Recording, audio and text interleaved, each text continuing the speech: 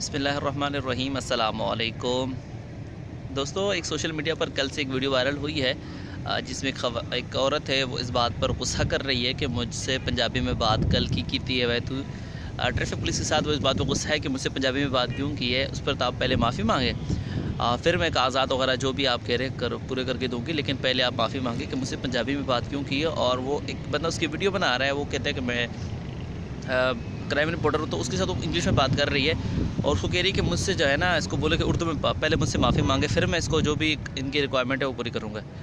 तो कुछ अर्सा पहले मुझे एक वाक़या याद आया जो मेरे सामने हुआ था। छोटा सा वाक़या था, मुझे वो चीज़ इतनी इंपॉर्टेंट नहीं थी, लेकिन जब ये कल का वाक़या हुआ तो बात मुझे याद आ गई।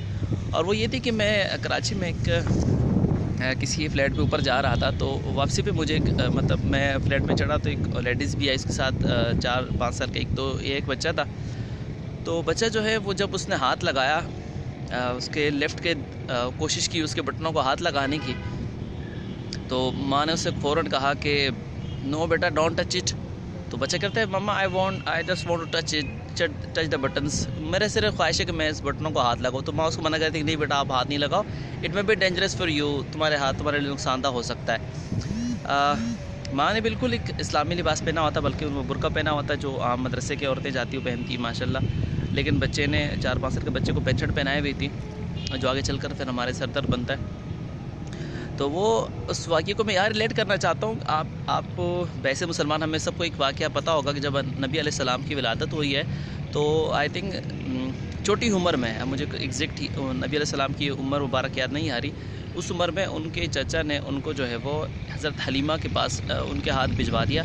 दो उसकी बहुत बड़ी वजह थी। नंबर एक कि वहाँ पर माहौल बहुत अच्छा होता है, हवा बहुत साफ़ होती है ताकि बच्चे की सेहत अच्छी रहे, और दूसरा है कि वहाँ पर फसीह किस्म की अरबी सीख ले। अरबी को ऐसी ज़ुबान है, आजकल आप शहरी अरबी भी देख लो तो उसमें भी अरबी के अंदर से ज़ुबान का अल्फाज इस्तेमाल नहीं हो सकता, लेकिन उस दौर में भी वो अरब लोग इस तरह ख्याल रखते थे कि बिल्कुल शहरी ज़िंदगी से, शहरी ज़ुबान से बिल्कुल पाक ज़ुबान उनको सिखाने के लिए उनको शहर में भेजते थे।